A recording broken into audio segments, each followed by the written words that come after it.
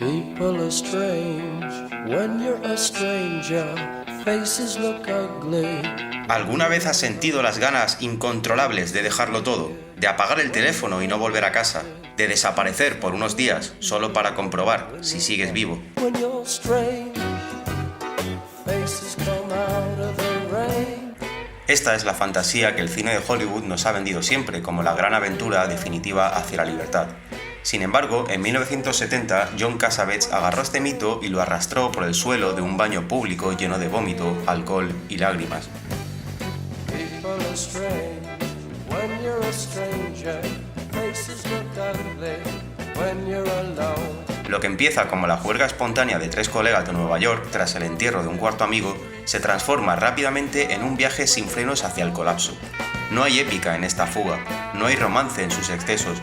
Lo que hay es el pánico desnudo de tres hombres que acaban de descubrir que su tiempo se está acabando y que son absolutamente incapaces de hablar de su propio dolor.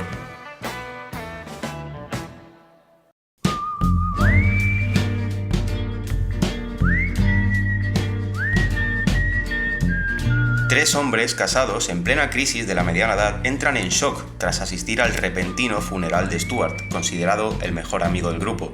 Incapaces de asimilar la pérdida y de volver a sus rutinarias vidas, deciden no regresar a sus casas ni a sus trabajos. Well, I'm not going home. So I'm going to get very drunk. Pasan los días deambulando por Nueva York en una prolongada juerga de alcohol, ejercicio y canciones. La tensión estalla cuando Harry tiene una violenta pelea con su esposa al volver brevemente a casa. I know how to get to you. I know how to get to you. I know how to get to you. Don't hurt my mother! Get up!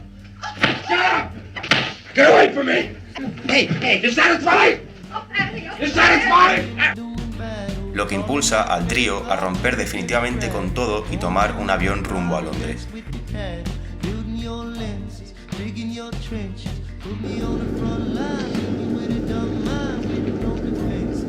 No sense in being worried in the middle of the Atlantic Ocean, right? Are you Archie? Good. En Inglaterra intentan evadir su realidad vistiendo de etiqueta, jugando en casinos y seduciendo a mujeres más jóvenes y llevándoselas a un hotel.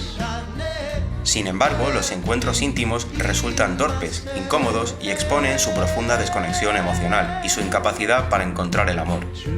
Harry, completamente desencantado y al borde del colapso existencial, decide quedarse en Londres y abandonar su vida en Estados Unidos.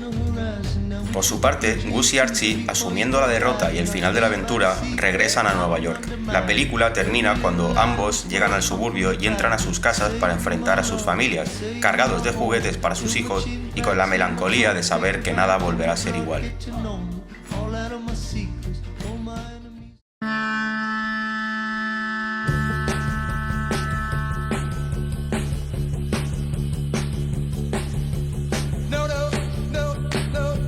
Los tres amigos consiguen exactamente lo que quieren: ausencia de responsabilidades, alcohol, dinero y mujeres, y sin embargo son profundamente miserables. La película plantea aquí su pregunta más devastadora: ¿y si el problema no fuera la vida que tienes, sino la persona que eres? Cambiar de país no sirve de nada porque la angustia viaja contigo, a tu lado, sentada en tu mismo asiento del mismo avión, porque en definitiva nadie puede escapar de sí mismo. Esta parálisis conecta directamente con el existencialismo europeo de autores como Albert Camus o Jean-Paul Sartre. Al igual que en El extranjero o Esperando a Godot de Samuel Beckett, la muerte llega sin explicación ni justicia, el universo permanece indiferente y la trama se despoja de una narrativa de causa y efecto.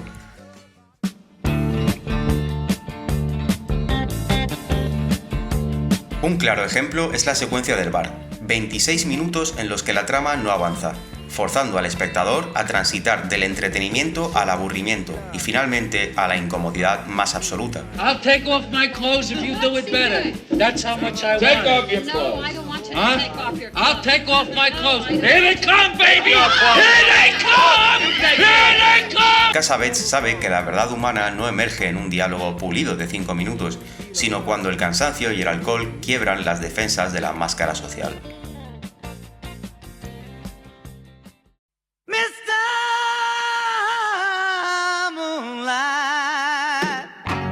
El psicodrama de Cassavetes es volcánico y es exhibicionista. Fuerza a los actores a permanecer en el encuadre buscando el conflicto bajo una técnica de improvisación guiada.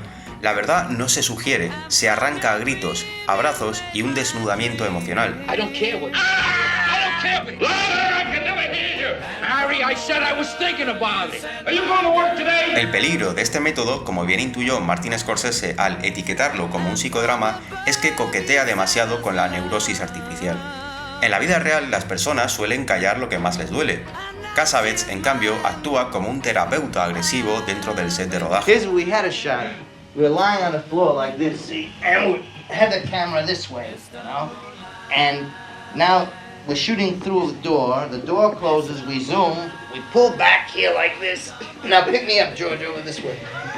So, and we had... Now he has to pick me up, right? Good. La paradoja es total. El director llegó a vender el film a Columbia Pictures montado como una comedia hilarante, para luego, amparado en su contrato, reconstruirlo como el drama desolador que conocemos. Which is, in America, a business, not an art. So we are saying, with your business, and we'll try to make it some kind of an art.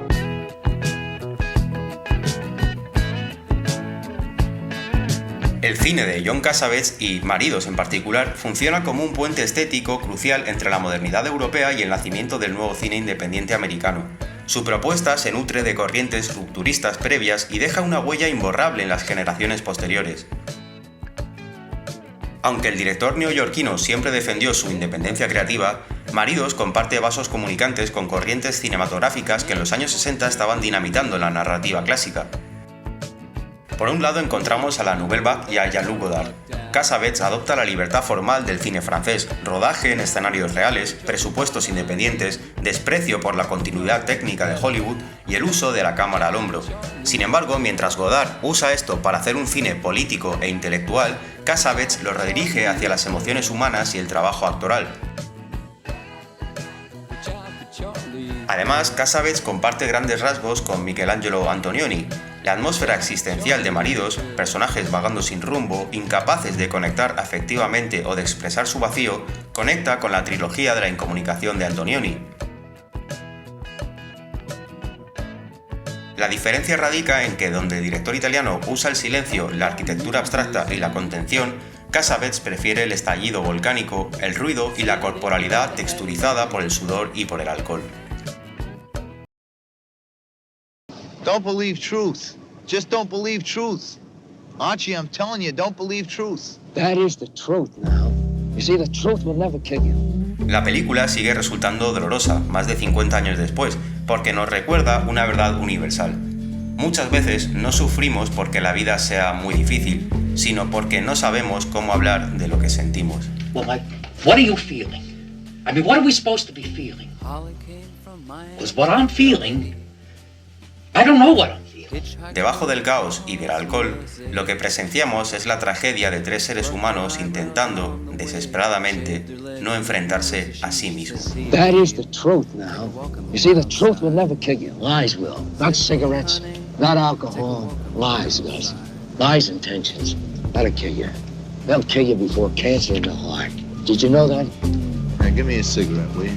Give me a cigarette. Candy came from out on the island. In the back room, she was everybody's darling.